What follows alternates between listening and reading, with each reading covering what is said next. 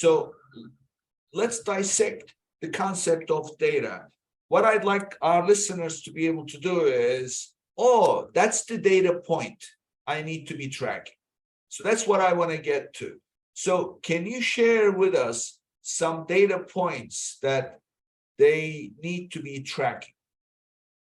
Yeah, I mean, it depends again, the state of your business, of course. So as you get bigger and bigger, you want to track more sophisticated data points. But in the beginning, right, the biggest ones that I like to track is understanding how, for example, how changes in pricing impact your sales velocity, basically the elasticity of your product. Because that's one of the first variables that you can manipulate in order to optimize your profit margin.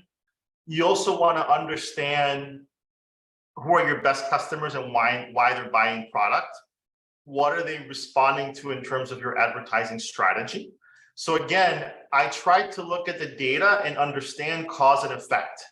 Okay, as I make this change to this parameter, pricing, for example, what's the impact? Now I make a change to advertising, what's the impact? And the reason you want to understand these cause and effect relationships is ultimately when you're trying to optimize your margin, what you're doing is you're setting those variables so that the impact is the largest margin you can get. And when you're a small brand, you can start practicing doing this on a single channel. So you can definitely do this within Amazon alone. As you grow and you get more sophisticated, and then you want to expand into other channels, and there are lots of reasons to expand to other channels. But once you get to that stage, now basically you do the same thing. You start to understand, hey, as I change pricing on Amazon, what impact does it have to my conversion rate on Shopify, on my DTC channel, or my conversion rate on Walmart? I can see how these setting the levers differently on Amazon versus, let's say, Shopify impacts conversion rates on each of those channels, how they interact with each other. That starts to give you an opportunity to decide how can you maximize your profit margin by setting those over time. Because, for example, during Q4, Amazon increases their fees, right? So you might start to think about, okay, do you want to somehow drive some of your demand onto another channel? If it makes sense, how do you do that? When you understand the cause and effect between the changes you're making and the outcome, then you're ready to start to make those type of decisions as a brand. Okay, and cool. Again, you need the right tools, because you're not going to do this in spreadsheets, to be clear. That's usually the problem. Oh, well, let me tell you this.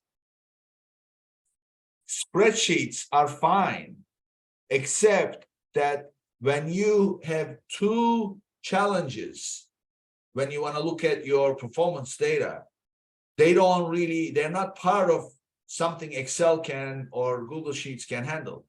First and foremost, you have new data coming in every day. So you need to be updating the data that you're looking at, number one. Number two, the more data coming in every day, that means more lines in Excel.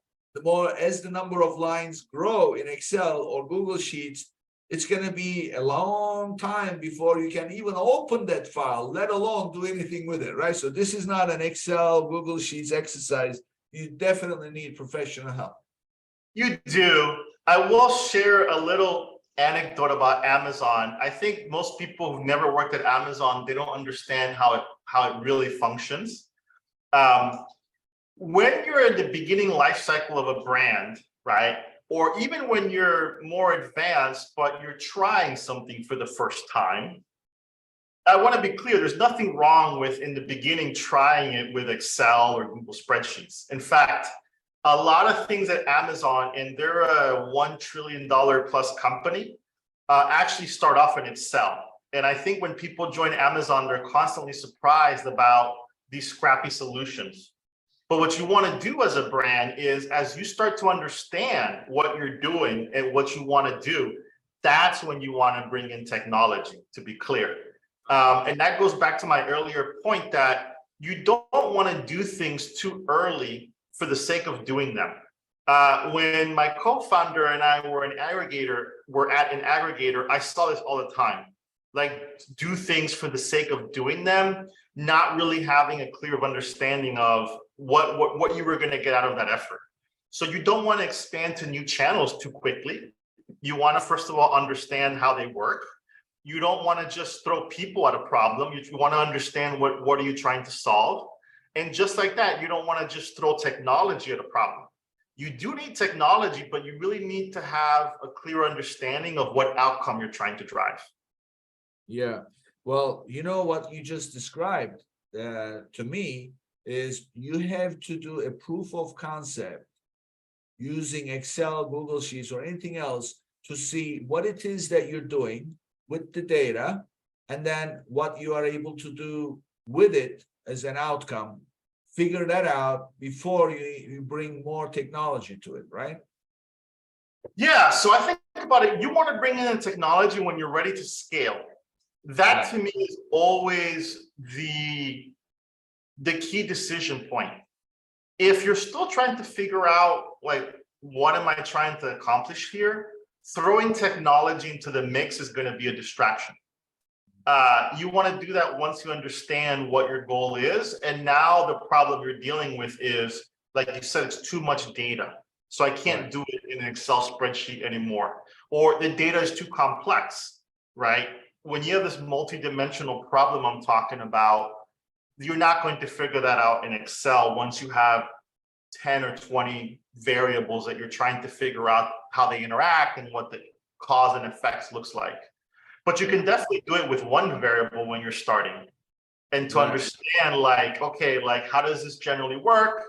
And if I were to understand what my price elasticity looks like, what can I do with that? When you're in that exploratory stage, you don't want to muddy the water with tech yet, or too many people, by the way. Yeah, exactly.